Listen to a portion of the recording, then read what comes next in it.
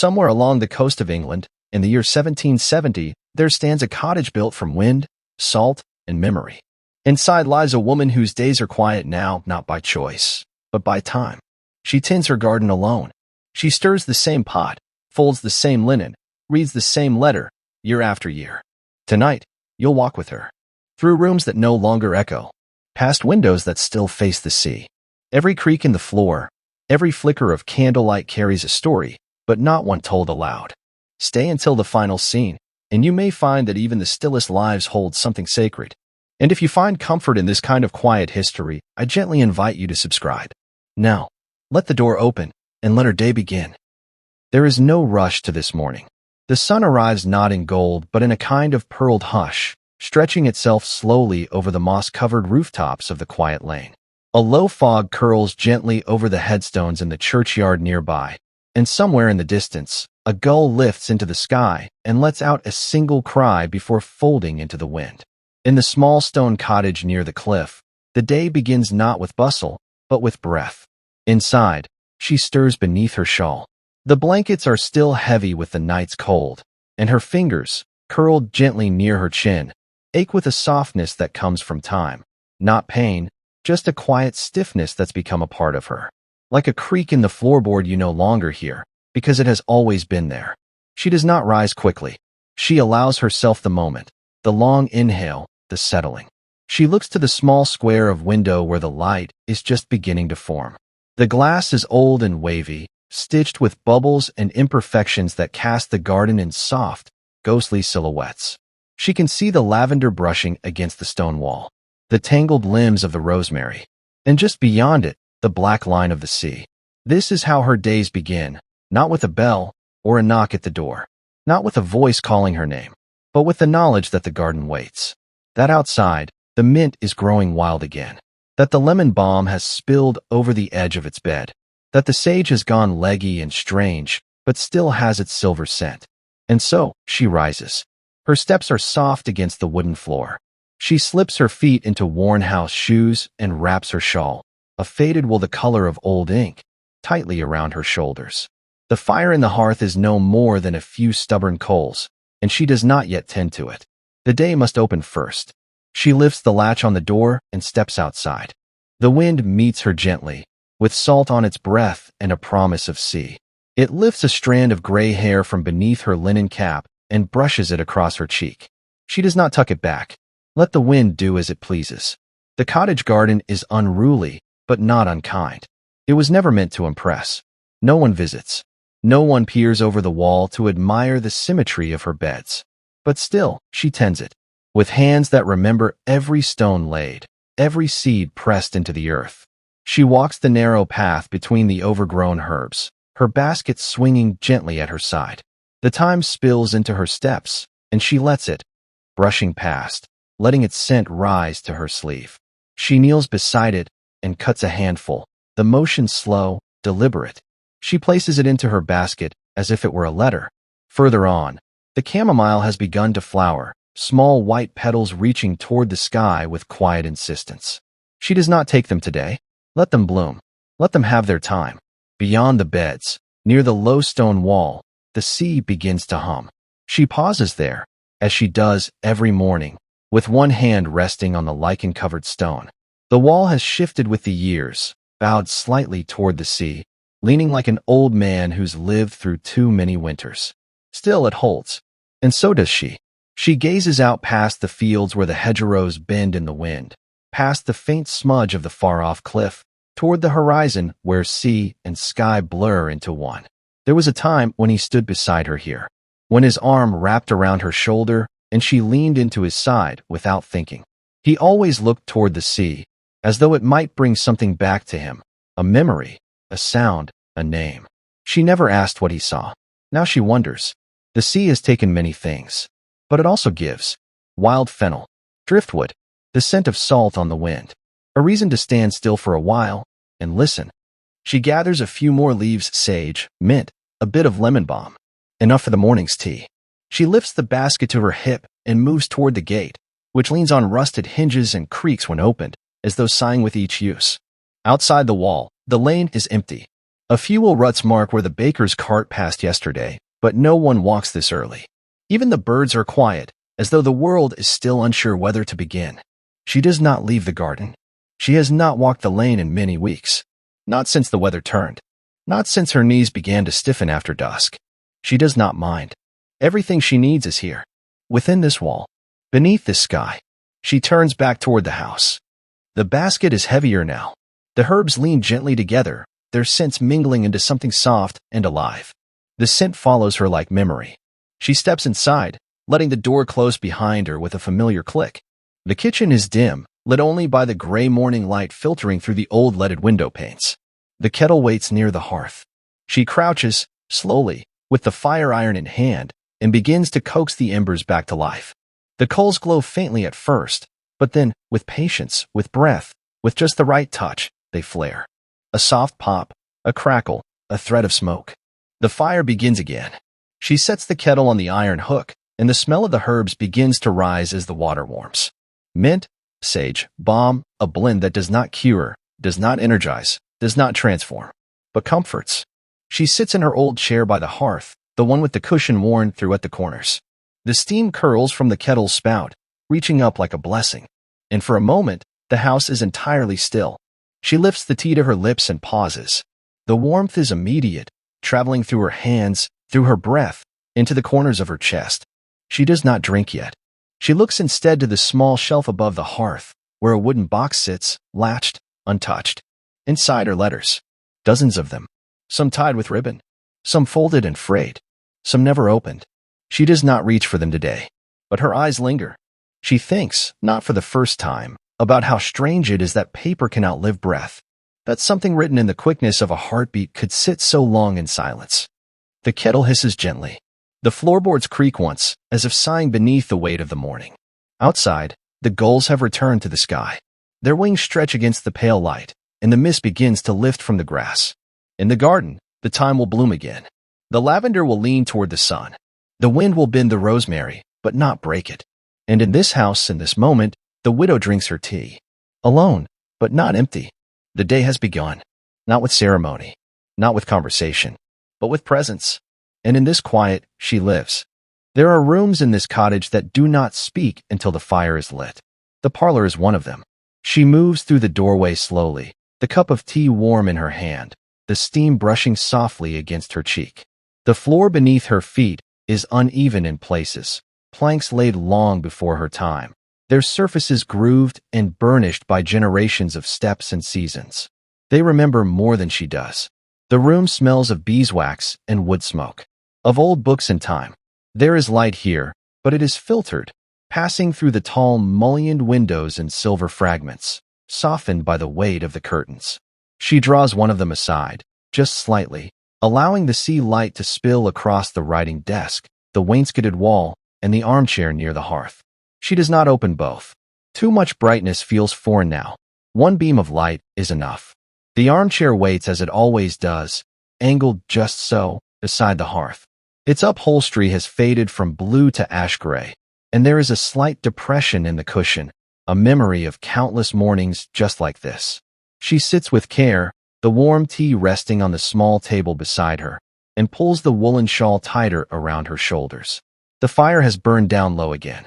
Just embers now, red as coals beneath ash, like the last sigh of something that once roared. She watches them without intention, letting their quiet glow mirror the thoughts that rise and fall within her. She does not rush to feed it. She watches first. Outside, the wind presses softly against the walls. Inside, the silence wraps around her, thick and full, not absence, but presence of another kind. Silence here is not emptiness. It is layered, textured. It is the hush of worn floorboards, the faint tick of the long case clock in the hallway, the whisper of the curtain against the window pane. It is the sound of having lived a very long time with one's own company. Beside the chair is a narrow writing desk, small, elegant, slightly bowed at one leg. She reaches for the top drawer and slides it open with practiced fingers. Inside, a wooden darning egg, a folded handkerchief embroidered with a faded E, a dried sprig of yarrow, a pressed feather, and a single thimble turned upside down. Each item rests in its own small corner, cushioned in a nest of soft paper and linen scraps. Each one a story not spoken aloud. She lifts the feather first. Pale gray, striped faintly at the edge. A seabird's, perhaps. Or perhaps not. It came to her once on a morning walk, years ago, fallen just outside the churchyard wall. She had picked it up, looked at it, and felt as though someone had handed her a message she could not quite read. So she kept it. She replaces the feather carefully, smoothing the paper beneath it, and lets her fingers drift across the edge of the drawer as she closes it once more. Time in the parlor moves differently. It is not measured by hours, but by shadows. The light has now moved from the corner of the room to the edge of the rug, drawing long, golden fingers across the embroidered surface. The fire flickers again, the coals settling with a soft sigh. She sips her tea, now only lukewarm, and lets her eyes travel the shelves. Books line the walls, their spines weathered, some titles faded to the point of invisibility. She does not read them often anymore, but she knows where each one is, where the margin notes lie, where the dog-eared pages fold to certain poems, certain letters, certain lines that meant something once, and still do. One in particular calls to her now. She rises, slowly, setting the cup aside, and crosses to the shelf. It is a small volume, bound in cracked leather, edges gilded long ago but now dulled by touch and time. She runs her thumb along the edge and opens to a page somewhere near the center. The words are there, just as she remembered. Ink slightly smudged, corners folded back. A few faint lines of penciled annotation, not hers. He wrote them. He had the habit of underlining what he loved. A habit that once irritated her, how he marked everything, as if the books were not enough without his own imprint. But now, those markings are the only pieces of his voice she has left. She reads the lines slowly, aloud but softly, as if afraid they might fly away. In a quiet room, where the light bends low, and the sea is only a breath beyond, I shall wait for you. She closes the book gently. There is nothing more to say. The mantel above the hearth holds no portrait, no grand display, only a few objects, a brass candlestick, a small ceramic cup with a chip at the rim, and a clock that no longer ticks. The clock stopped some years ago. She had never wound it again. She does not mind. She sometimes thinks the house tells its own time now, not by minutes, but by feelings, by the warmth of the hearth, by the movement of the sea breeze through the curtains, by the way her body knows when to rest and when to rise. She adjusts the candle slightly, aligning it with the edge of the cup. A small gesture, a kind of reverence, for symmetry, for attention, for the quiet discipline of caring for a space no one else will see. She turns toward the window, drawn by a glint of shifting light. The sun is now angled just enough to catch the wave of the old glass pane, turning the reflection faint and soft, like a memory half-formed. She sees herself there. Not clearly, just the shape, a shadow of gray and shawl and posture. Behind her, the fire flickers again, its glow doubling in the glass. For a moment, she sees not one woman, but two, the reflection of who she is and the ghost of who she was. They share the same room, the same chair, the same breath. She does not look away.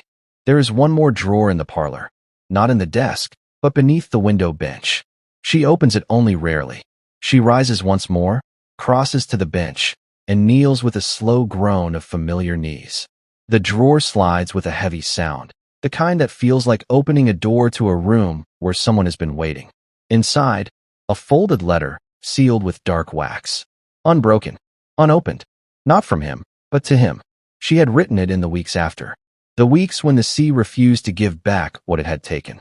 When her voice felt too large for the house, and too small for the world.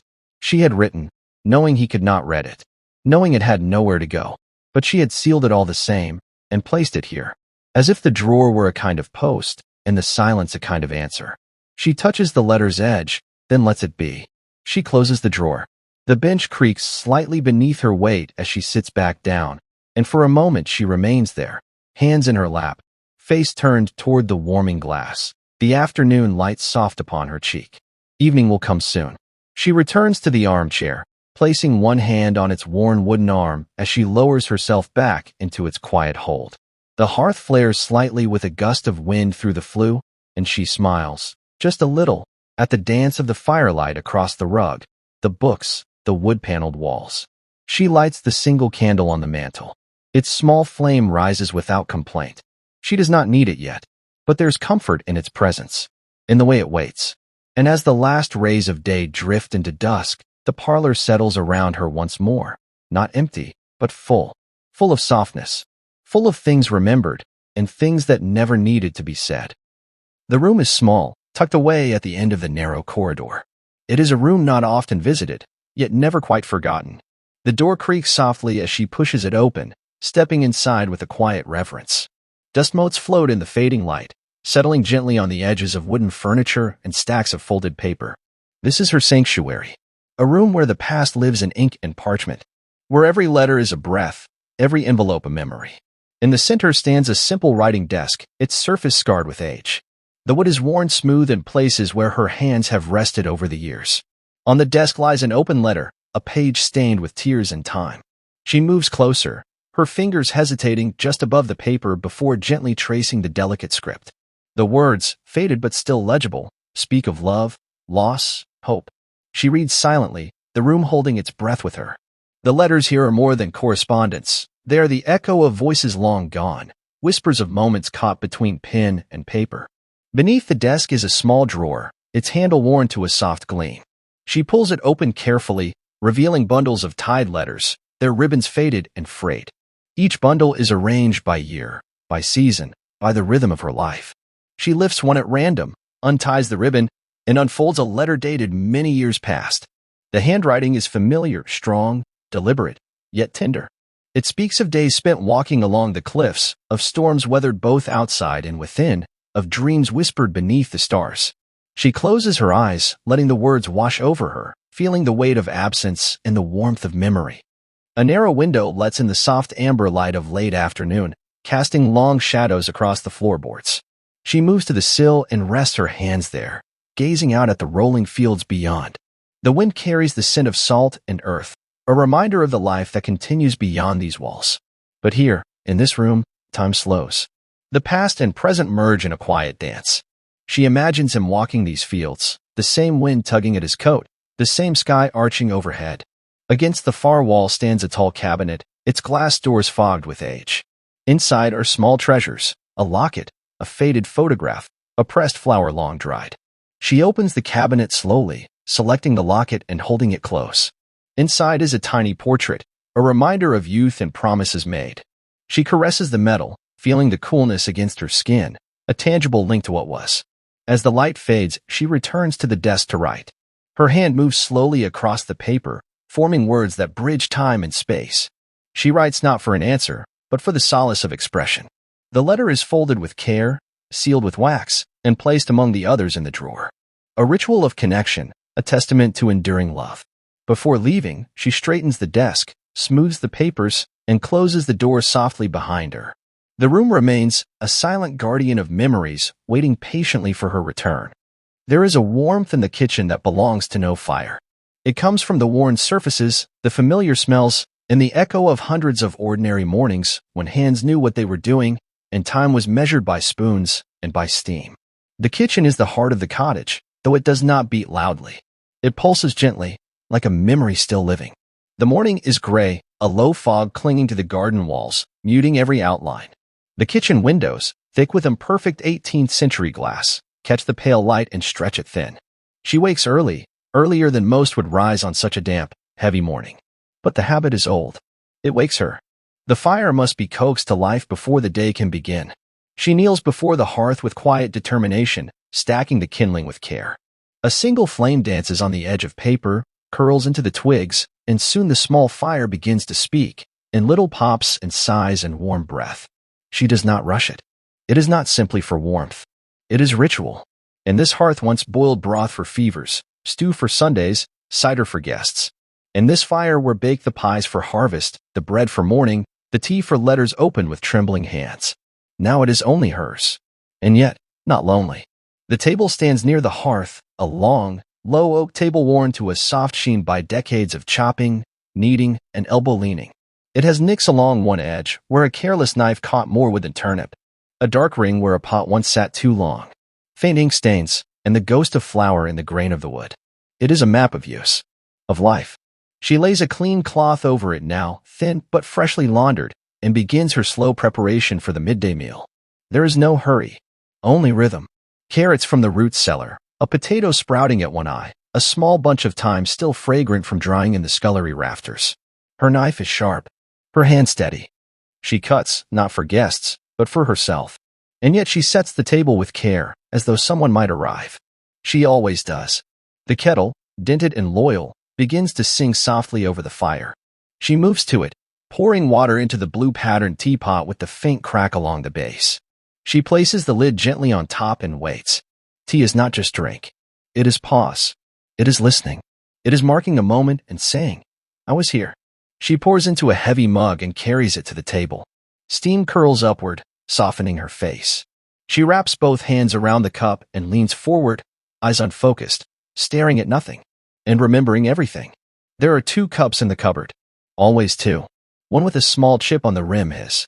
She never used that one. Not even after. Especially not after. But she does not throw it away.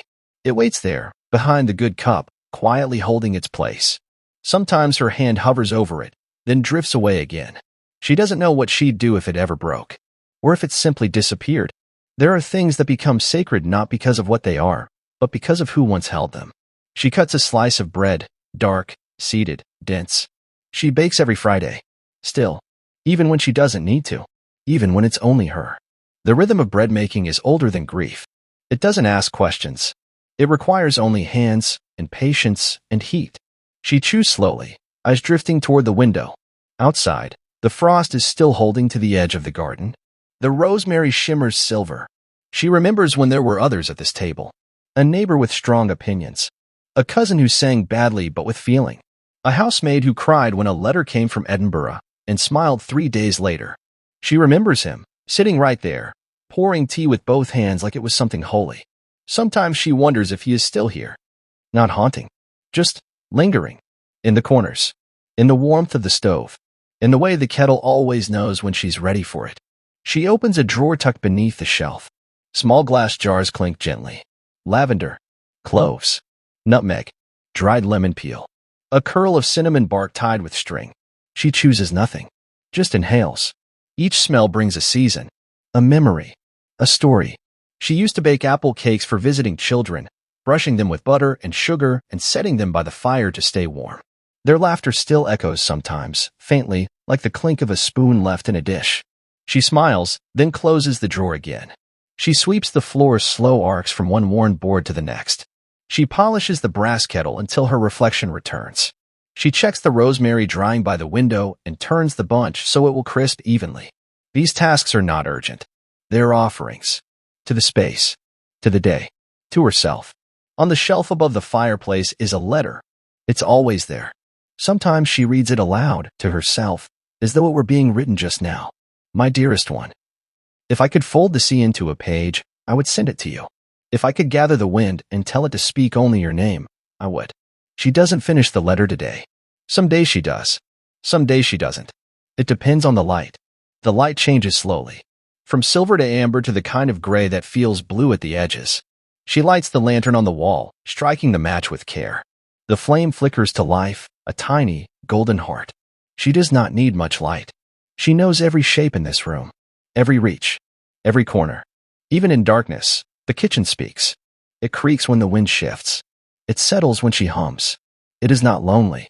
It is full. Before she leaves the kitchen for the night, she lights a single candle on the stove. There is a tile there, near the back, cracked clean through from a pot once dropped in haste. He dropped it. And they laughed. She lights the candle and places it near the crack. Not to hide it, but to remember it. She looks back once more, hand resting on the old door frame. The kitchen glows softly behind her. Tomorrow she will come again. The fire will be new. The kettle will sing. The bread will rise. She knows this. And in knowing, there is peace. There is a small garden behind the cottage. A private square of earth, bounded on 3 sides by thick stone walls and on the 4th by the house itself. It is not grand, nor especially tidy, but it is alive. And more importantly, it remembers her. This garden has not changed much in 50 years. Neither has she. Not in the ways that matter. The garden gate leans gently on rusted hinges, half sunken into a cushion of ivy and creeping moss. Most days, it remains closed, quiet, undemanding, unnoticed. But not today. Today, she steps out into the garden with the morning sun rising pale and golden, and her gaze falls on the gate. There is something different in the light.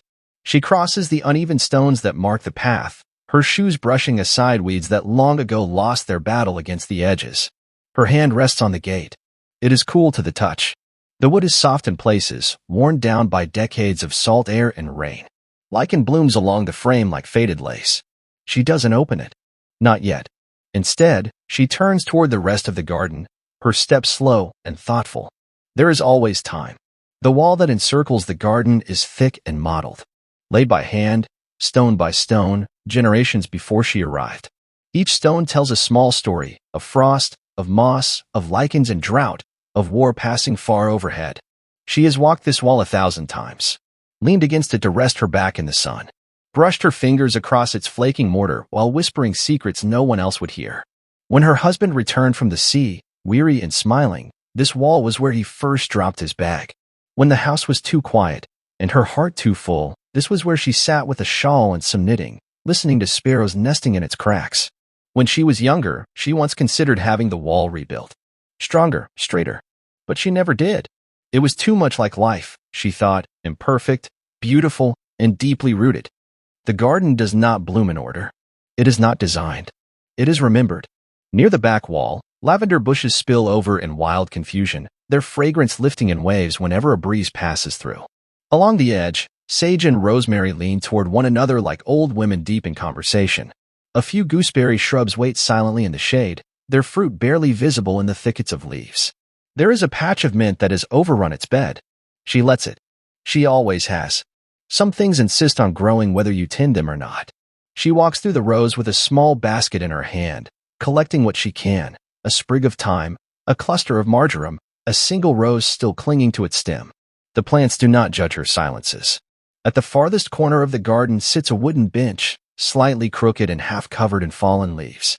Above it stretches the old mulberry tree, its branches knotted with age, its trunk worn bare where many hands, small and large, have touched it over the years.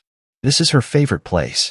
Not because it is the most comfortable, but because it holds time differently. She sits and closes her eyes. The world softens. Beneath the leaves, she hears the faint clicking of insects, the distant cry of gulls, the slow creak of the old gate, shifting in the breeze. Sometimes she thinks of all the hands that once touched this tree. A niece who passed through briefly, laughing in her linen dress. Her husband, once young and strong, carving initials into bark now lost beneath new layers. She used to bring tea here. He used to bring news from the village. Now, she brings only herself. And somehow, that is enough. The morning stretches into afternoon. Then, as she rises from the bench and begins her slow walk back toward the cottage, something in her stops. The gate. It is open. Only slightly. But enough. She did not open it. She's certain. She walks toward it slowly. Cautiously. Not out of fear, but out of reverence. As though the garden itself has made a choice. Beyond the gate is nothing extraordinary. A narrow path. Overgrown hedges.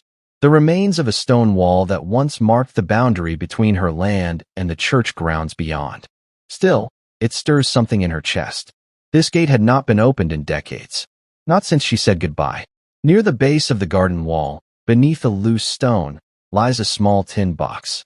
She remembers placing it there, though she has not thought of it in years. Now, as her hands reach for the stone and lift it aside, her breath catches. The box is still there. She opens it slowly. Inside, dry, fragile, almost faded beyond recognition, is a letter, written in her hand. To him. She was younger, perhaps only 3 weeks into mourning. The ink is smudged at one edge, as though tears had softened the paper before it had dried. She reads it aloud now, quietly, as though she were saying it for the first time. Asterisk, if you can find your way back to me, I will keep the gate unlocked. I will keep the bench free. I will keep your cup on the shelf. And if you cannot, I will come here still, and remember. And that, I think, will be enough. Asterisk. She folds the letter again. She does not return it to the box.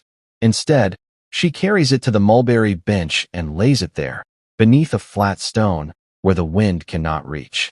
As the sun begins to set, the garden fills with gold. The leaves catch fire, one by one, and shadows stretch long across the soil. She walks the path one final time, her fingertips brushing the lavender. She gathers a small bouquet of herbs, not for cooking, but for memory. At the gate, she pauses again. She does not close it. She simply leaves it as it is. Open, just a little. The kitchen window catches the last of the sun. The candle still waits on the sill. The air smells of earth and mint. She places the herbs in a jar, fills it with water, and sets it by the sink. The light fades gently, without protest, and the garden beyond rests, quiet and satisfied, beneath the stars. There is a door in the cottage that rarely opens. It is not locked. There is no key, no curse, no superstition, only silence and memory. The room behind it is not forbidden, just untouched, as though time was asked, politely, to wait outside. She calls it his room, though no one else calls it anything now. The world has forgotten what it once held, but she remembers. And today, for reasons she does not explain even to herself, she opens the door. The door opens with a soft groan, hinges sighing like old lungs stretching after a long sleep. The air inside is neither stale nor scented, just still. Afternoon light falls in from a small western window, and in its path, the dust dances gently. Unhurried, unashamed, she stands at the threshold a moment longer. Her hand rests on the doorknob, wooden, worn smooth. The threshold creaks beneath her weight, and she steps inside. To the right of the window, beneath a fading map of the coastline, sits his desk. It is just as he left it. A quill leans, half-used, in its dry ink pot. A small stack of correspondence tied with string rests beside a ceramic paperweight shaped like a fish, an old sailor's gift. She brushes her fingers lightly along the edge of the desktop. There is a dip near the middle where his hand used to rest. It's smooth from years of letters, bills, stories, and half-finished thoughts. In the drawer, still neatly stacked, sealing wax, envelopes, a worn compass, and a single seashell. She does not read the letters. She has never opened them. Whatever he left unsaid, she has decided to let remain unsaid, not out of fear, but out of love. Along the far wall, a shelf sags under the weight of books that have not been touched in years. Seafaring manuals, psalters, a Latin grammar, a collection of sermons, a small atlas missing its middle pages. She runs her hand along the spines. Dust clings to her fingertips. There are bookmarks still tucked in. One is a pressed fern, another, a faded playing card. She smiles. He was always forgetting where he left off. Sometimes she would tease him by moving the bookmarks, just to see if he noticed. He never did, but he always laughed. Beside the writing desk is a chair. It was his chair, built low, with a deep seat, carved arms, and a scratch along the back where it once caught against the stair rail. She sits in it now, slowly, reverently. It feels unchanged. Her hands curl around the worn arms. Outside, the garden flickers with bees and late-day sun. The rosemary bush leans against the sill like it's listening. She exhales, a long, steady breath. In this chair, she once sat with him after bad news, after good news, after no news at all. It was where he read aloud. It was where he once held her hand without words. And it is where she sits now, wordless still. She rises after some time and crosses to the small wardrobe, recessed into the wall beside the hearth. She opens it gently.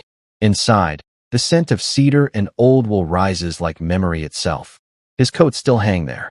One for church, one for market days, one for storms.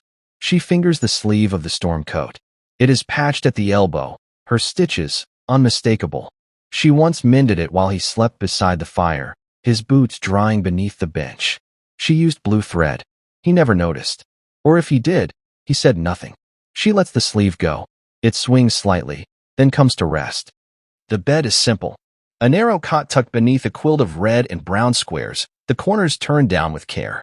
She still comes in to dust it, to smooth the pillow, to straighten the quilt. She doesn't sleep here. Hasn't since the week after. But she tends it, as one would tend a grave or a garden or a prayer whispered into an empty room. The sheets are linen, hand-washed, sun-bleached.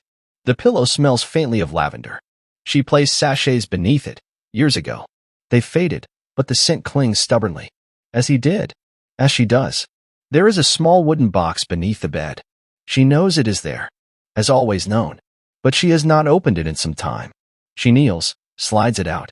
The lid sticks briefly, then lifts. Inside. A pair of spectacles. A ribbon from her hair. A small ship carved from bone. A torn hymn book page. A single dried sprig of yarrow. And a note.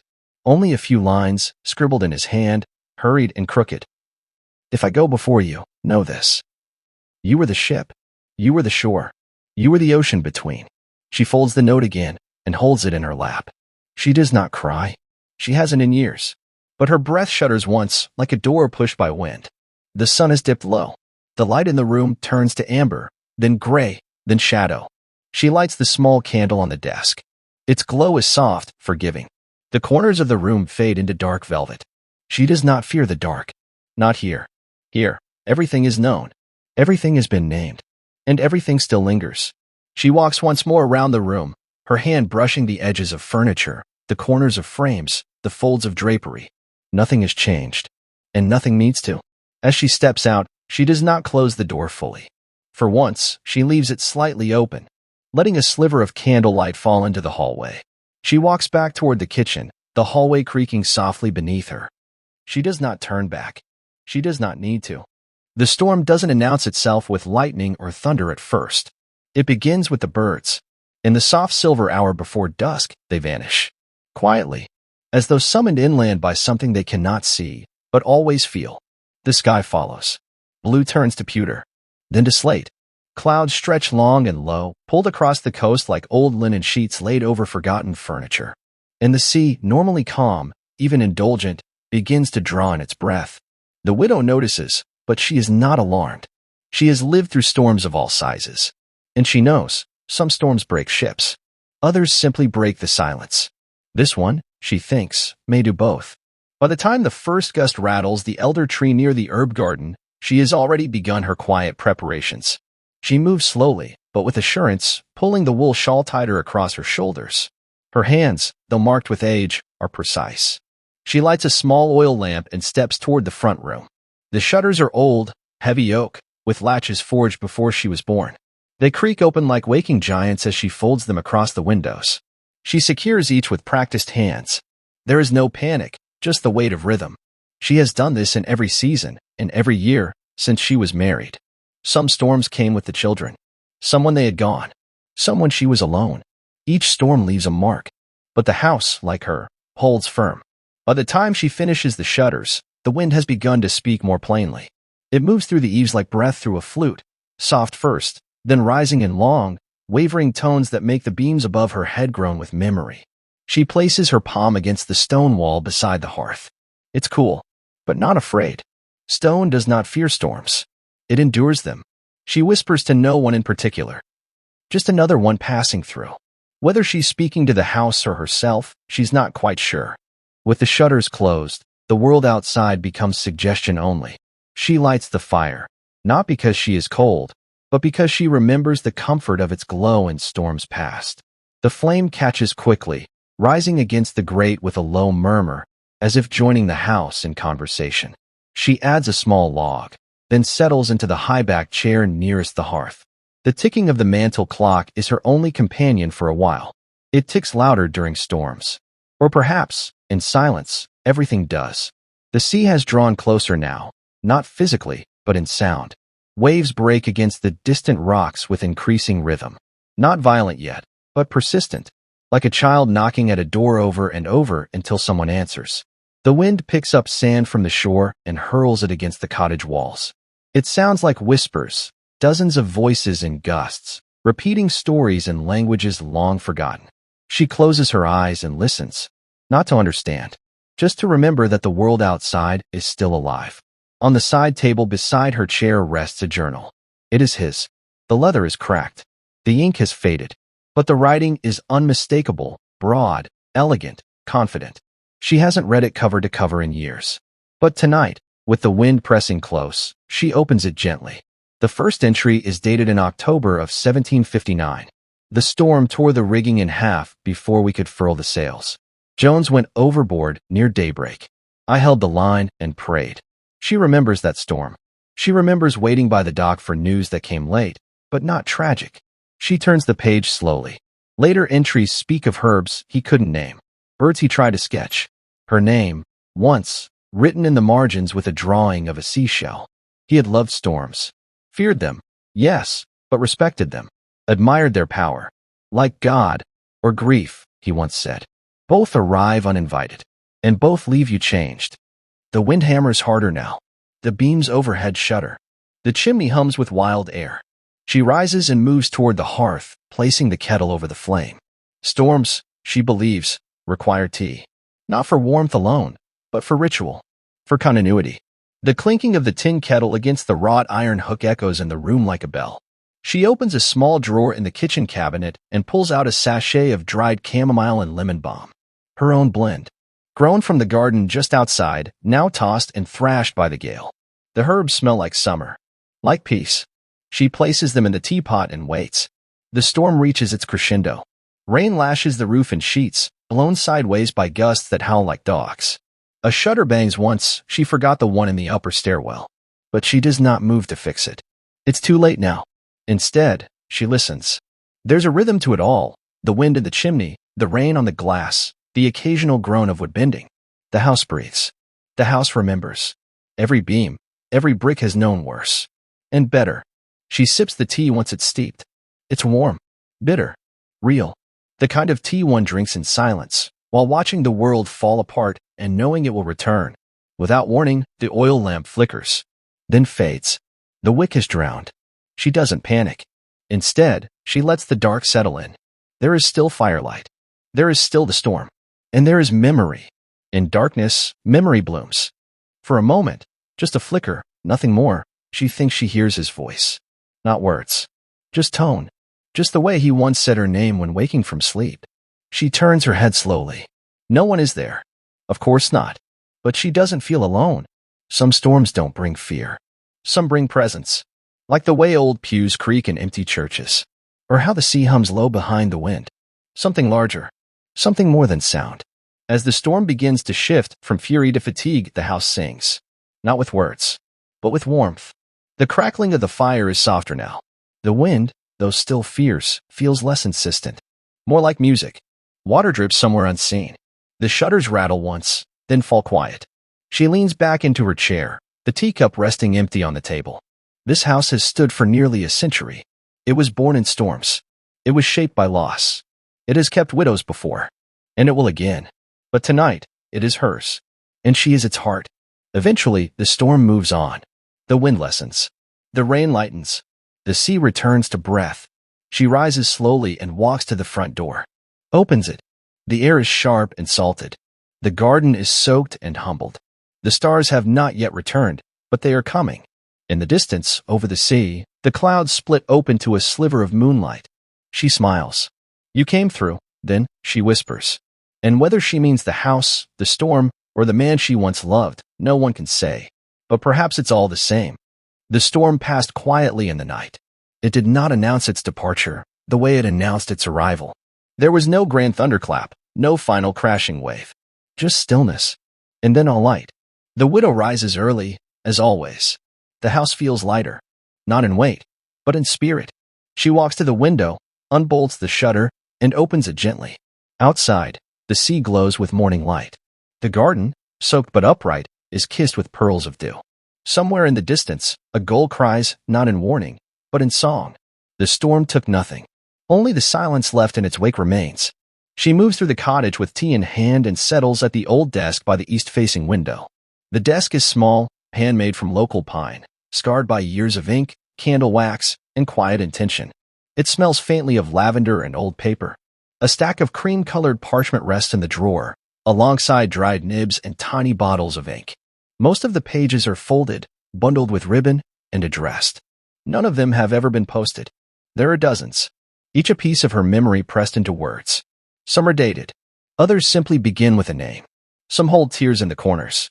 Others remain crisp, as though they were written yesterday. She does not reread them today. She knows every word by heart. Instead, she begins a new one. She dips the pen, waits a moment, and writes, "My dearest." She stops there, lets the ink settle. She doesn't always finish the letters. Some are only a sentence long. Others span pages. But they are all written for the same reason. To speak what no one else hears. To preserve what cannot be said aloud. There are letters to her late husband, of course. Some were written in the first year after he passed, full of grief and pleading. Others came later, quieter, almost conversational. The pear tree bloomed early this year. I found your old boots in the back of the shed. Do you remember that winter when the snow trapped us in for 3 days? She would write, then seal the letter, tuck it into the box, and move on. Not for closure, but for continuity. As if, somewhere, he was reading along. Some letters are for her children. Not all of them remain close. One son went abroad, seeking trade or glory. She hasn't heard from him in years. Another lives inland, a day's journey away, busy with his own family. She does not blame them. She does not expect more. But some afternoons, when the wind is soft and the cottage is especially quiet, she writes them letters she will never send. I saw a boy in town today who had your eyes. The fig jam turned out beautifully this year. You always liked it with bread and butter. I don't need anything, but if you find yourself by the coast, I've kept your old blanket in the cedar chest. Small things. Soft things. Love dressed in the gentlest clothes. Some letters begin without a recipient. Just thoughts. Memories. Confessions. A page might begin. I was angry that day, but I didn't say so. I miss my mother more now than I did as a girl. There are days I feel invisible, and then I remember I chose this quiet. They are not declarations. They are not for publication. They are echoes. And in writing them, she is not erasing time. She is preserving it. Paper is light, but bundled together, it holds weight. The box she keeps her letters in is small, but heavy with years. Each sheet, each curl of ink, each unspoken word is a tile in the mosaic of her life. Some letters are joyful. Others ache with absence. But together, they form a map, one that no one else will read, but that she can follow, even in sleep. There is one letter she has thought of for years, but she has never written it. She doesn't know to whom it would be addressed. Perhaps God. Perhaps the sea. Perhaps no one. It begins. Thank you. But she does not know how to finish it. Gratitude is difficult when tied to loss. But even so, she feels it. For the cottage. For the time. For the breath in her lungs, still. For the letters that kept her tethered to herself. She opens the window wider. The morning breeze is gentle now. It smells of rosemary and distant salt. The wind lifts the edges of the pages on the desk and rustles them like conversation. She lets it. There is no rush to seal the new letter. No need to fold it just yet. She lays her pen down, closes her eyes, and listens. Later, she will rise. She will make bread dough and set it to rise near the hearth. She will sweep the floors and check the root cellar. She will read from her psalter and water the houseplants that survive the storm. Life does not end in silence. It continues, one small task at a time. Before she leaves the room, she picks up the newest letter. She reads the single line again. My dearest. Then adds, today the storm passed. I remembered how your hand felt on mine. That memory held more warmth than any fire I could light.